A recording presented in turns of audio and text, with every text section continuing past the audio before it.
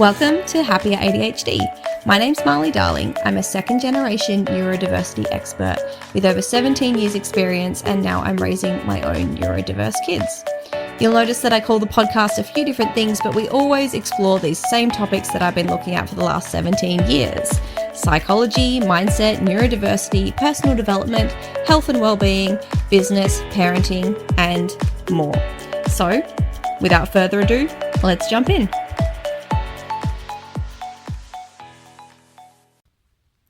Hello and welcome back to the podcast. It has been a few weeks since I've recorded. I know I promised to be more consistent, but look, this is what it is and this is the flow of ADHD. So I'm going to roll with it, and as long as I keep moving forward, it's all good. And I took those few weeks to experiment and explore and get some juicy topics to share with you. And I'm going to jump right into it. The little big thing this week is I've spoken a few times about my fitness watch. It's a Garmin watch, and I was frequently getting the alert at the end of the day that I've had a stressful day. And it didn't feel good to get that alert. I thought, look, maybe there's something more I could be doing. Maybe I need to manage my emotions more or introduce new techniques. But realistically, my life was just busy. Not busy in the sense of living in a huge city and going to a really high-risk job or anything like that.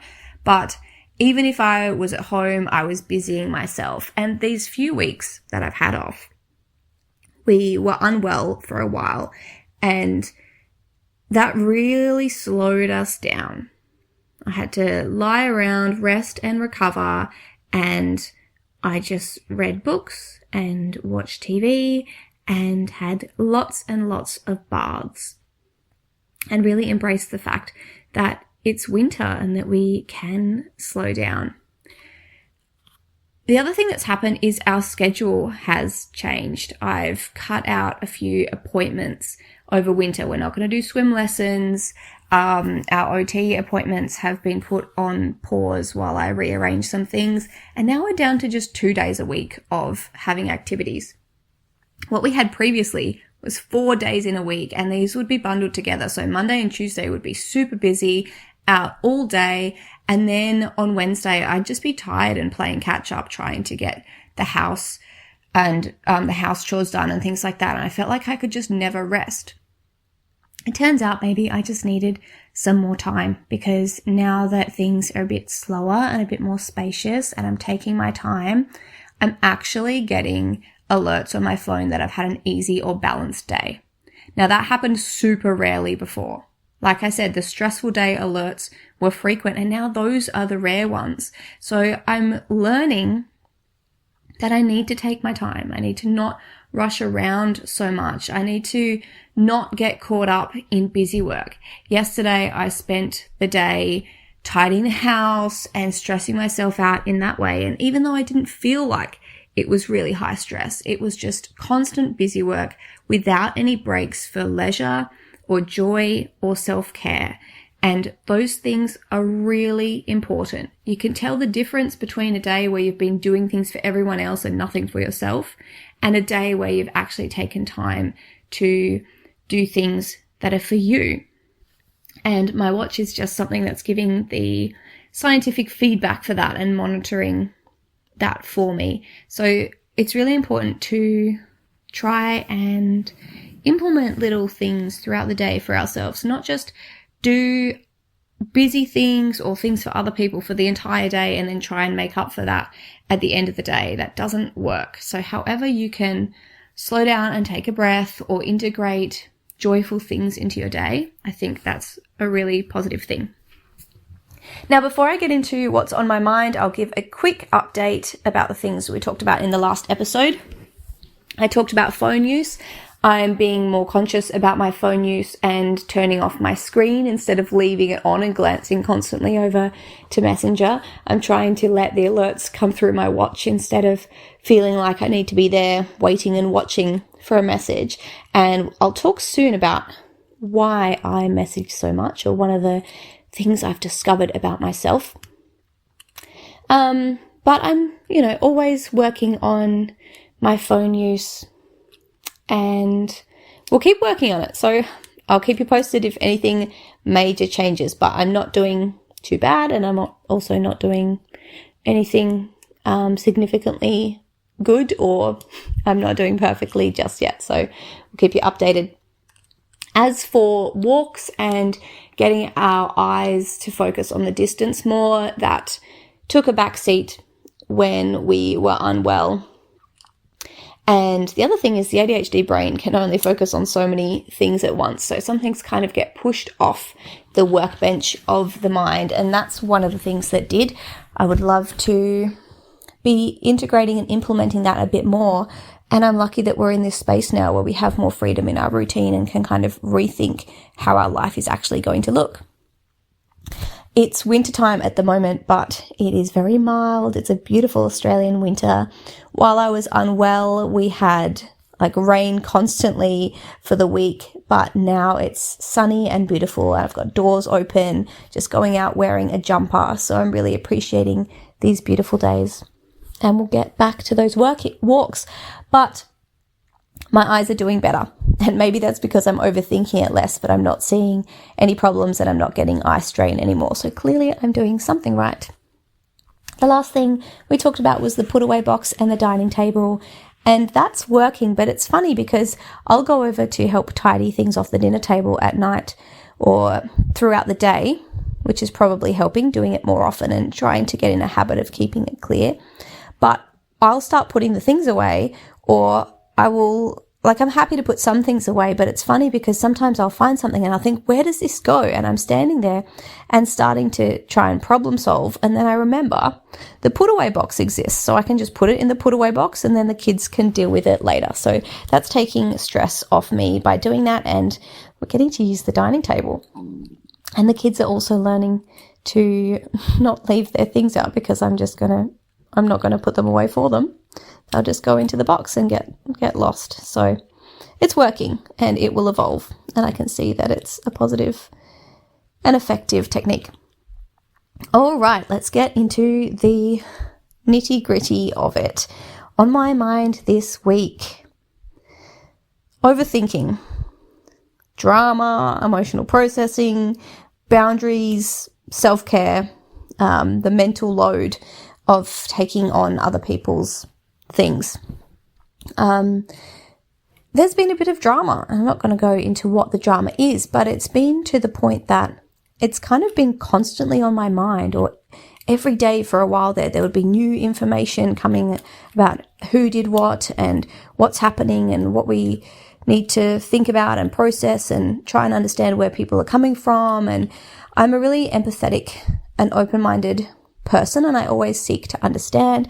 I always seek to gain clarity. I always seek to see where everyone's coming from and try and understand if there's been conflict, what's happened. I look to problem solving. My brain really wants to get those details and dig right into it. But after a while of doing that, it's exhausting. It's happened in a few different ways lately, and some of it is about setting boundaries and not taking on other people's stuff, or not being offended by what people do, or not trying to fix people. And the other part is seeking to understand or trying to solve people's problems for them, and just getting stuck thinking about all of that. Trying to understand people, trying to problem solve, thinking about what people have said and what they might mean, to the point where it just felt like there were these people living in my brain, even though they weren't here at the time. And I'd either replay conversations or I'd think up potential situations, and just really ruminating, I guess, but not even necessarily so negative, just letting people in on my brain. And I thought, I really need to get it back because this is taking up way too much mental space. Aside from all the emotional processing, which was quite heavy, after the processing was done, it was just that mental space of not thinking about my own stuff, not thinking about positive things or hobbies, and really working out what are the steps I can take here to get back myself, my brain, that space in there.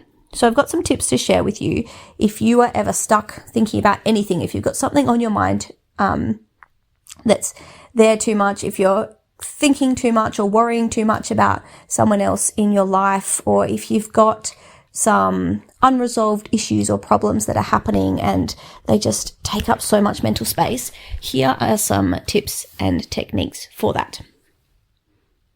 So, the first few things, let me see. First, I've got a visualization for you. And that is to look at the issue or look at these people, whatever it might be, and see it through thick glass. So it's there, it's happening, but it doesn't touch you, it doesn't affect you. Maybe it's blurry through the glass, maybe the voices are muffled, so you're aware that it's going on, but you've got your own little bubble there. And a bubble is another visualization you can do. You can visualize anything that's happening is just bouncing off you, just flowing off your bubble like water, and it's not affecting you, even though you are aware of what's happening. Then I've got a few thoughts for you. You've got this wall, you've got this protection, and once you've got that, you can realize that you're allowed to care less, or you can care without carrying. You can repeat a mantra to yourself like, I'm keeping my peace, I'm keeping it simple. And you can tell yourself that you don't need to process every unfair thing. You don't need to fix things for other people. And you can say to yourself, this isn't mine to take on.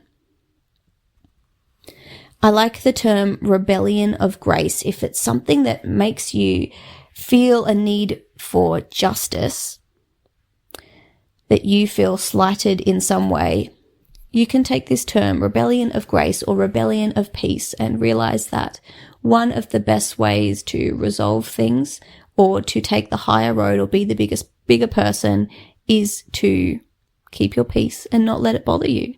Just let it wash off you. And that is an act of rebellion within itself.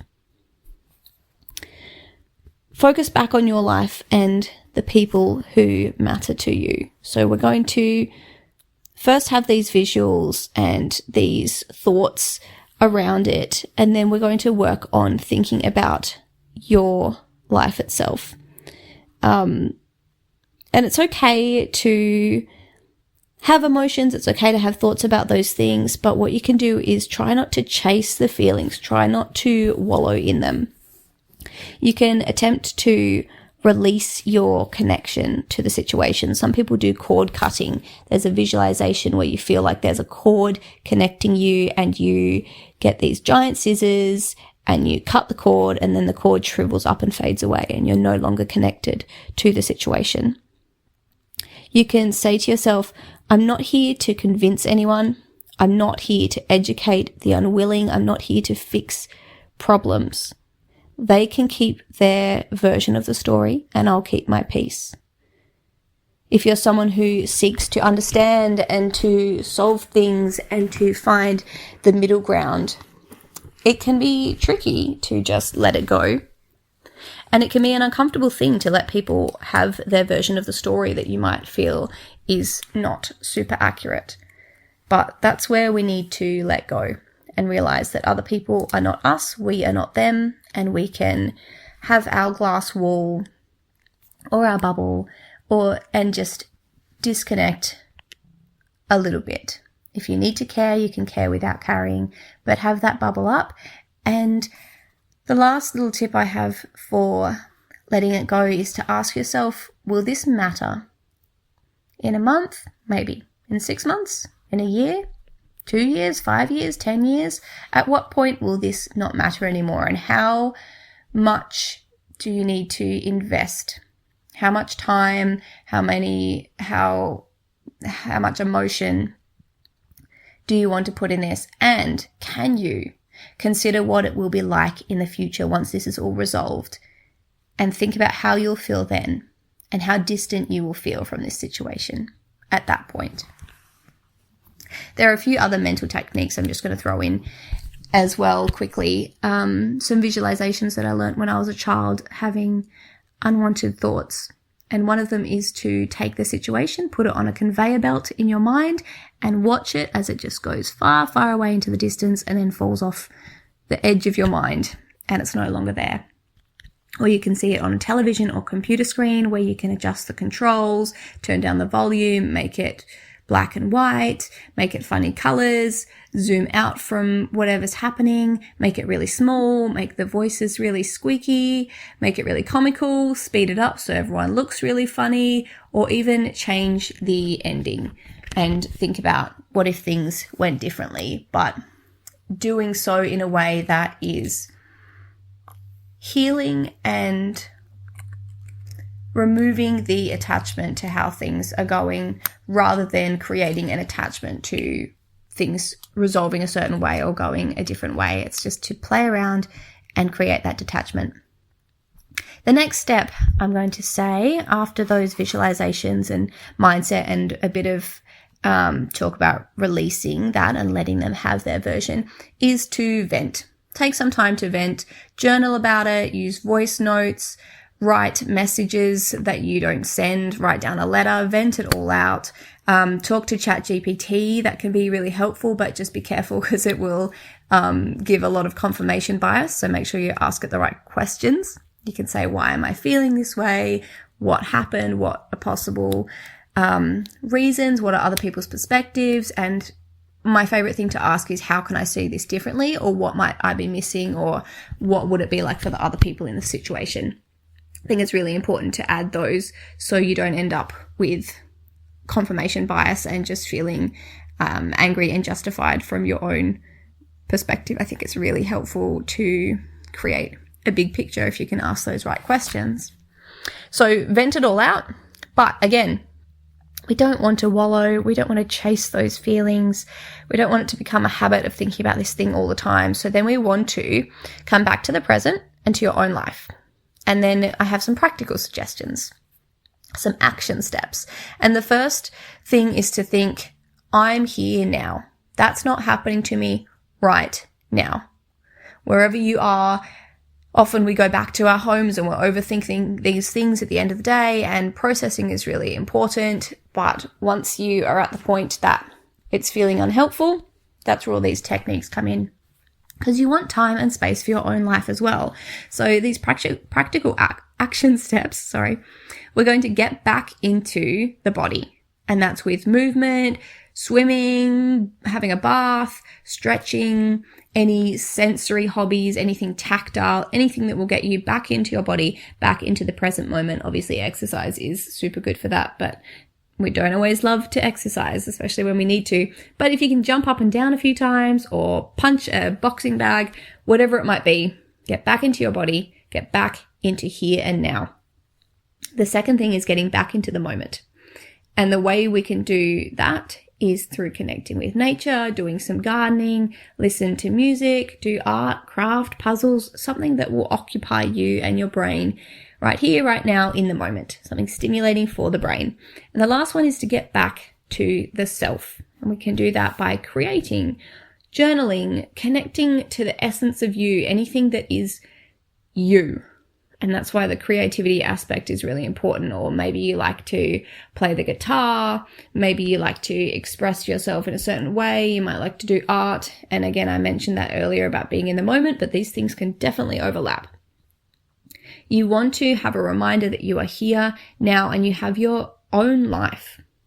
Right now, wherever you are outside of the drama, you're outside of the problem. It isn't happening right now. It isn't happening all the time. These things we carry with us on our mind, and that's totally understandable, but it is important to get space as well, especially if something's unresolved, and that can be really difficult, but that's where the key is, to be in the present.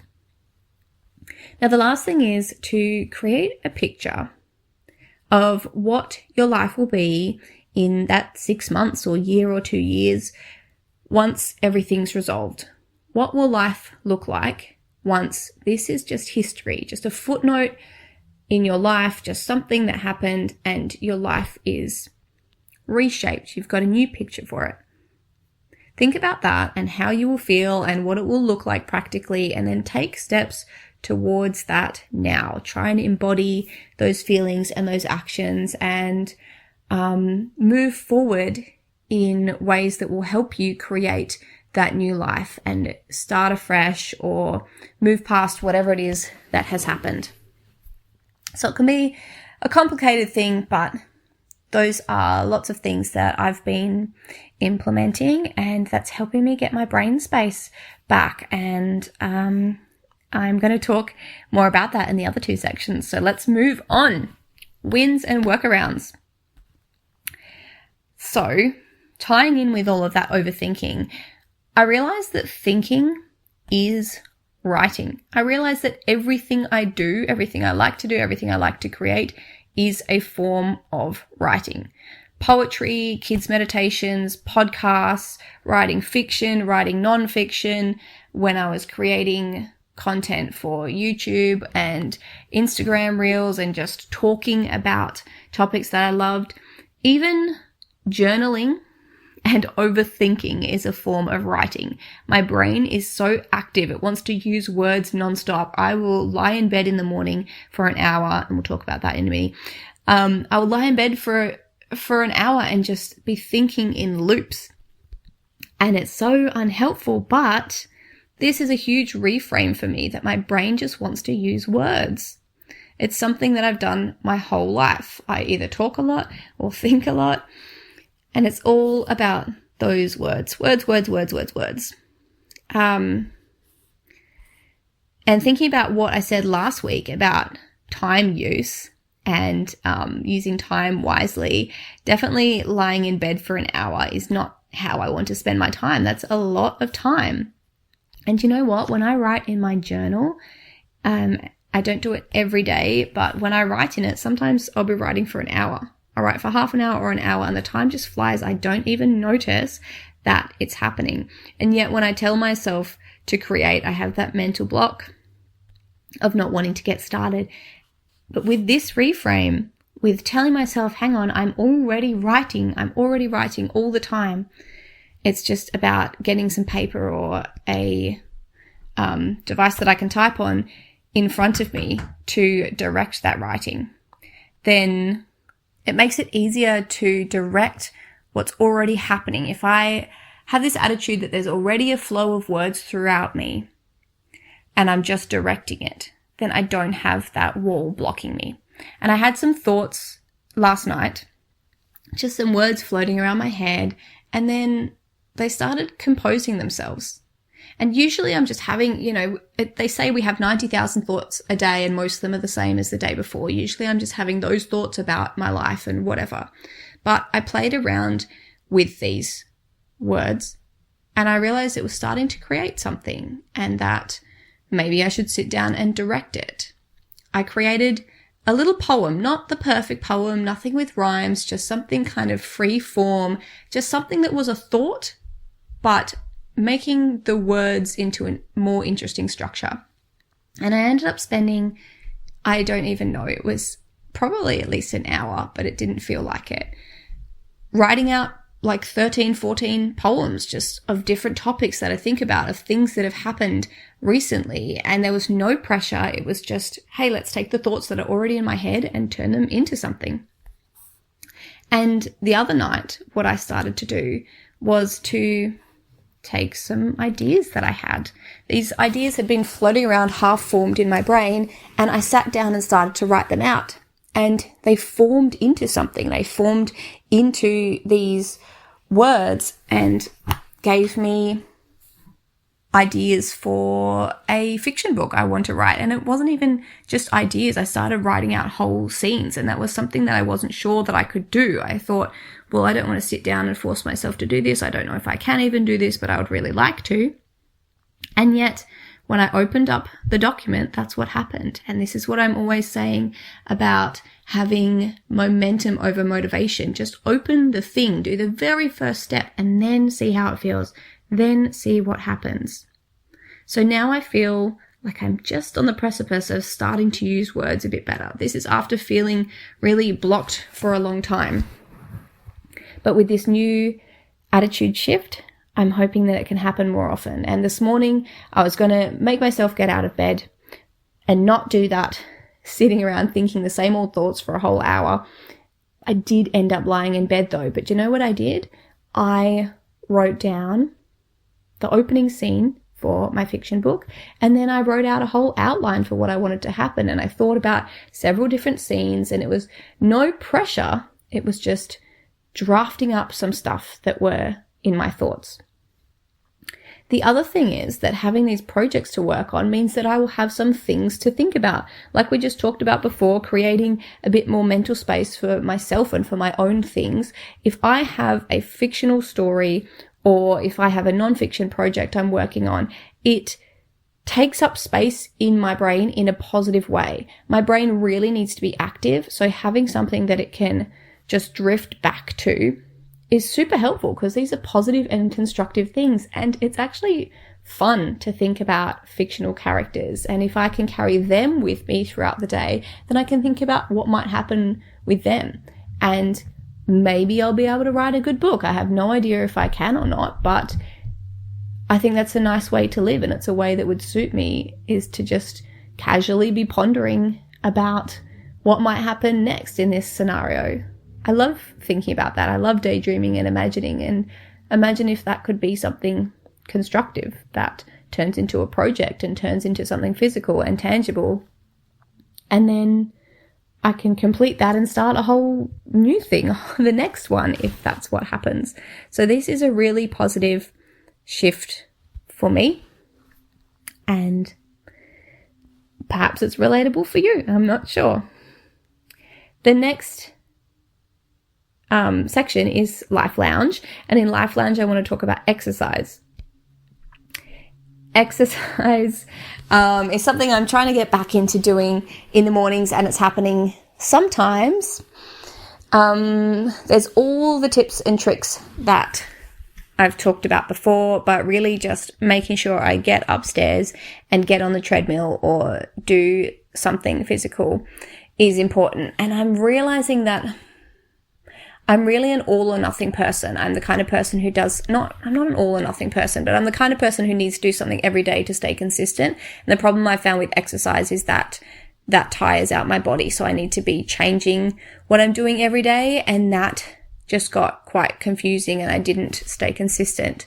So at the moment, I'm just doing it occasionally, getting on the treadmill, and I want to reintroduce doing yoga and dance and other forms of movement between that. The thing I want to talk about with exercise is that getting out of bed in the morning. And I created a little poem about that.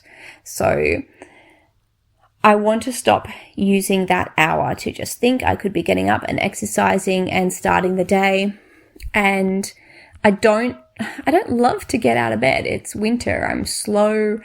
It's nice to just be lazy, but the thoughts themselves are unhelpful, and I don't like getting up at a time that it then makes me feel like I have to rush to catch up with the day. So I love a slow morning, but that time could definitely be used better.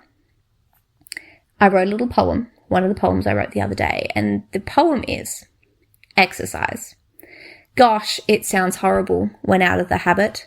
Who wants to exercise? I grew used to lazing in bed, just thinking. But gosh, who wants to think?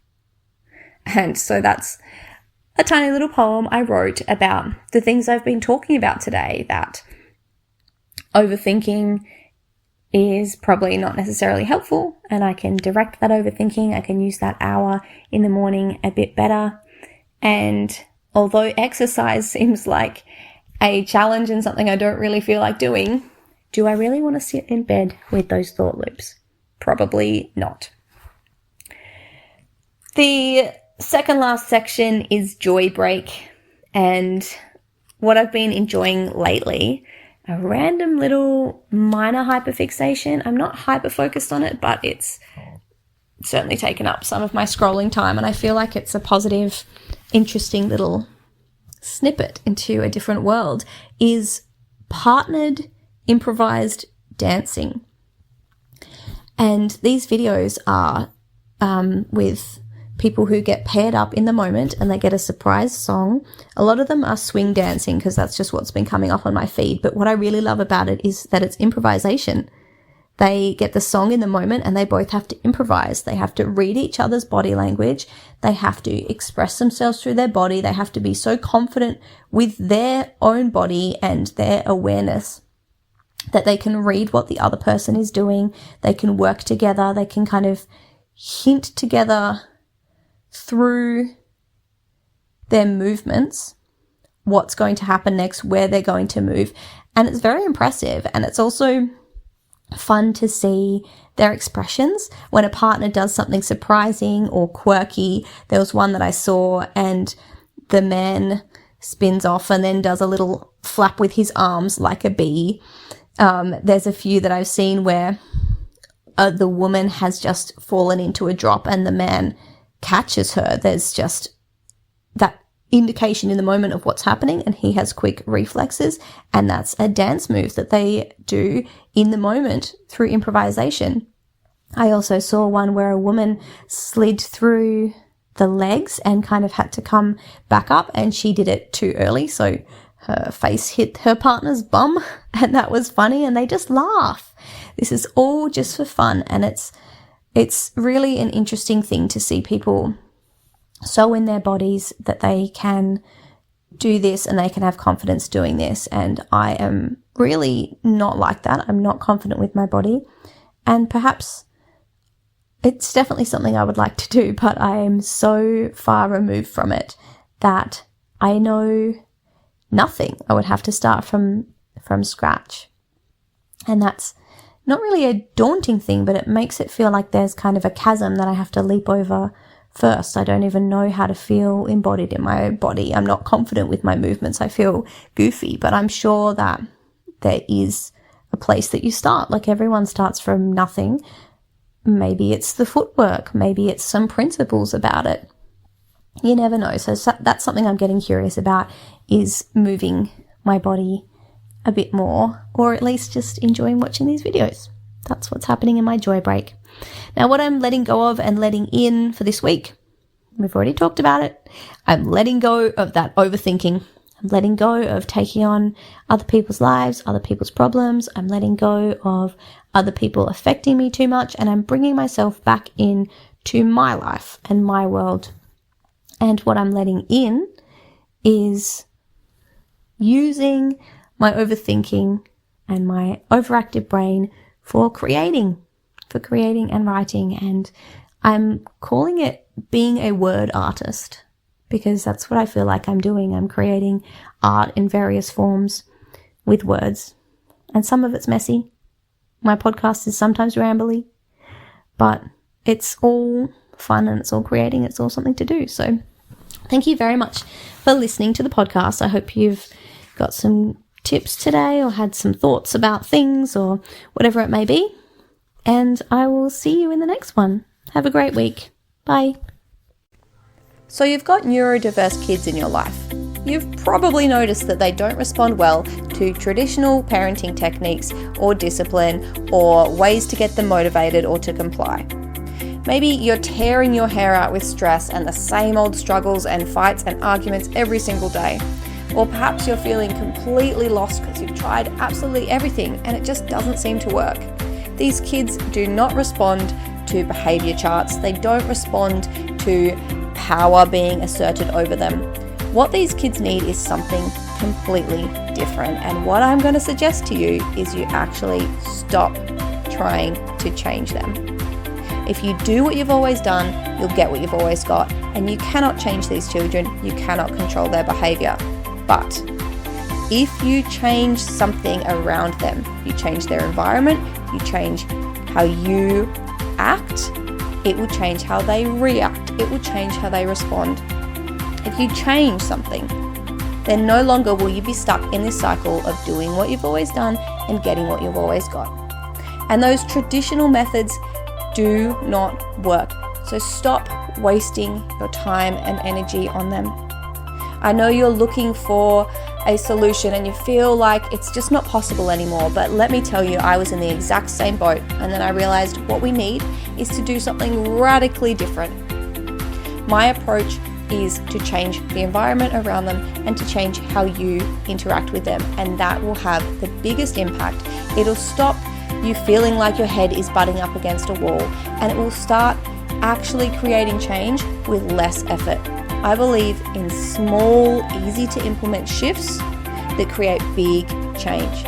So if you're interested in seeing what I have to offer, head over to marleydarling.com, and I've got a free webinar there for you to check out, and then comprehensive programs that cover everything I've learned in over a decade of parenting neurodiverse kids, and also in being a neurodiverse person myself who's been studying neurodiversity for over 17 years. I'm here to help you. I'm here to give a different approach, and I wholeheartedly believe that we need a radically different approach to support these children, to empower them to live the best lives possible, and to give you a bit of a break as the parent. So head on over to marleydarling.com, where you can find some free resources and maybe check out my comprehensive programs if you're ready to see a massive difference in your life through just some small shifts. See you there.